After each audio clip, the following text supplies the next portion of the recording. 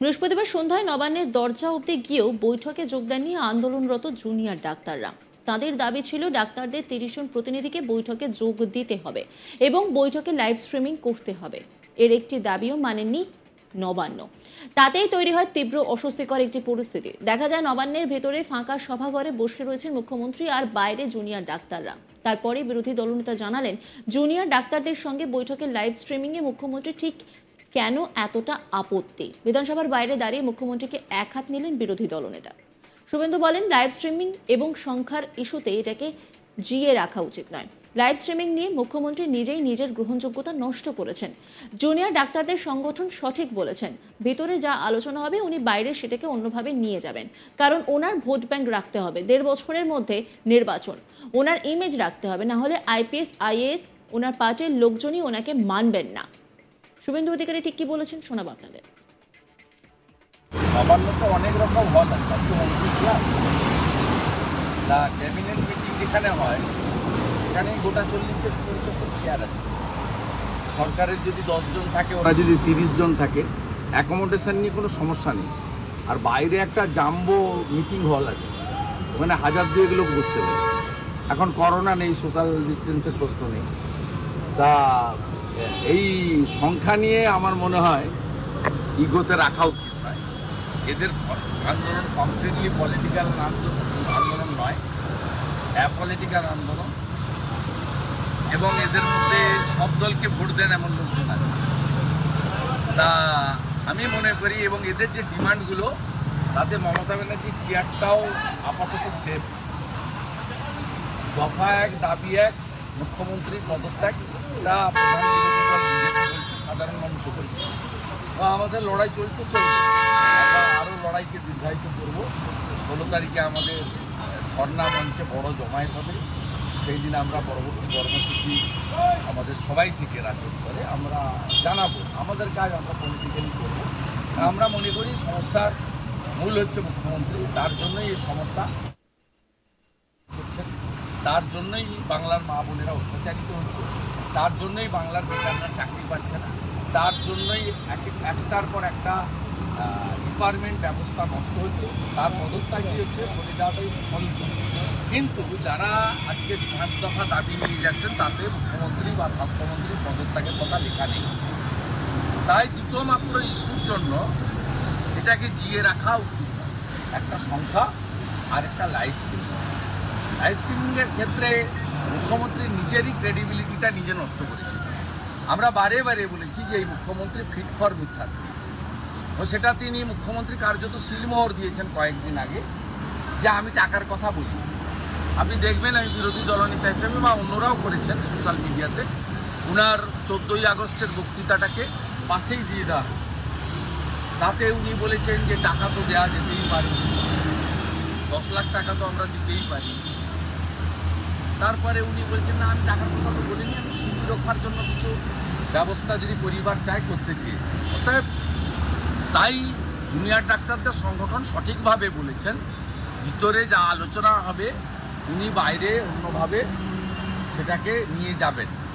কারণ ওনার vote bank রাখতে হবে, 1.5 বছরের মধ্যে বিধানসভার নির্বাচন, ওনার ইমেজ রাখতে হবে যে উনি হারতে জানেন না। যদিও আমার কাছে এরকম, ওরা একটা দম রাখতে হবে। তাহলে তো IPS IASরা, সরকারি কর্মচারীরা বা ওনার পার্টির যারা খুব যন্ত্রণার মধ্যে আছে, দমবন্ধ অবস্থায়, তারা ওনাকে তো মানবেন না। আর এই সুযোগটা নেওয়ার জন্য তো ভাইপো পেতে বসে আছে, যে কখন উনি চেয়ার ছাড়বেন আর চুপ করে গিয়ে বসে। সব মিলিয়ে আমি শেষ মুহূর্তে আমার বক্তব্য যদি কোনোভাবে রাজ্যের মুখ্যমন্ত্রীর আমি অনুরোধ করবো, as a leader of opposition, আপনারা এই দুটো ইস্যুতে ইগো ত্যাগ করে সমস্যার সমাধান করুন। আমার ডাক্তার ভাই বোনেরা আজ থেকে সবাই কাজে ফিরে যাক, এবং মূল যে বিষয় 9ই আগস্ট আমাদের বোনের বিচার, তার জন্য আমরা 18 তারিখে সুপ্রিম কোর্টের হিয়ারিংয়ের অপেক্ষা। এদিকে এর মধ্যে শহরের একটি সভাঘরে বিজেপির তরফে একটি কর্মসূচির আয়োজন করা হয়। গত 27শে অগস্ট ছাত্র সমাজের ডাকা নবান্ন অভিযানে পুলিশের হাতে গ্রেপ্তার হওয়ার পর মুক্তিপ্রাপ্ত 198 জন প্রতিবাদীকে সংবর্ধনা জ্ঞাপন অনুষ্ঠানের আয়োজন করে বিজেপি। আর সেই অনুষ্ঠানে উপস্থিত ছিলেন বিরোধী দলনেতা শুভেন্দু অধিকারী, বিধায়ক অগ্নিমিত্রা পাল সহ একাধিক নেতৃত্ব। আর সেখানে বক্তব্য রাখতে উঠে শুভেন্দু অধিকারী বলেন, এবছর লড়ে নেব। পুষ্পাঞ্জলির দিন শূর্পণখার ধ্বংস আমরা চাইব। উৎসবে সেদিন ফিরব যেদিন আপনি প্রাক্তন মুখ্যমন্ত্রী হবেন। কি বলেছিলেন শুভেন্দু অধিকারী, শোনাবো আপনাদের।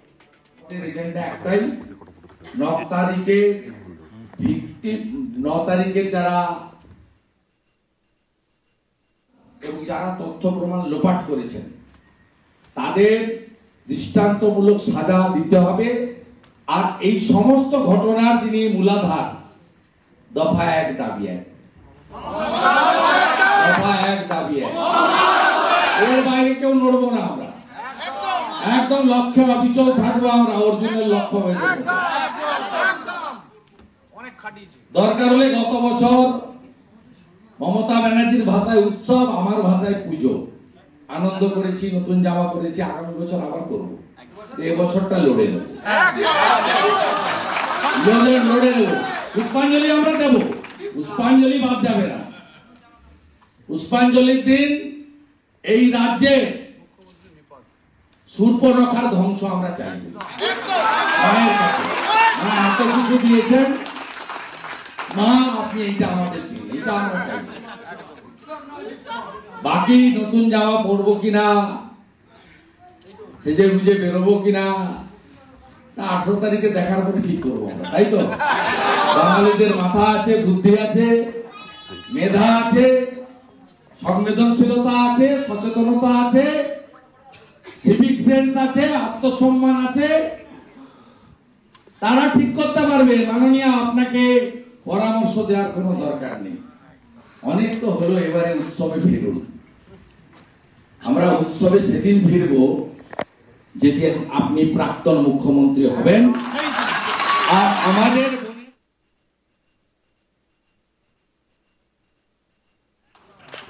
সেনা দীপাবলি হবে, তার জন্য আমরা প্রস্তুত থাকবো। সবাই ভালো থাকবেন। এখানে সবাই মিলে সম্বোধনা আপনাদের দিয়ে দেবো। বিধানসভার বাইরে দাঁড়িয়ে মুখ্যমন্ত্রীকে এক হাতে নিলেন বিরোধী দলনেতা শুভেন্দু অধিকারী। তিনি বলেন, লাইভ স্ট্রিমিং এবং সংখ্যার ইস্যুতে এটাকে জিয়ে রাখা উচিত নয়। লাইভ স্ট্রিমিং নিয়ে মুখ্যমন্ত্রী নিজেই নিজের গ্রহণযোগ্যতা নষ্ট করেছেন। কি বলেছেন তিনি, শোনাবো আপনাদের। নবান্ন তো অনেক রকম হল আছে,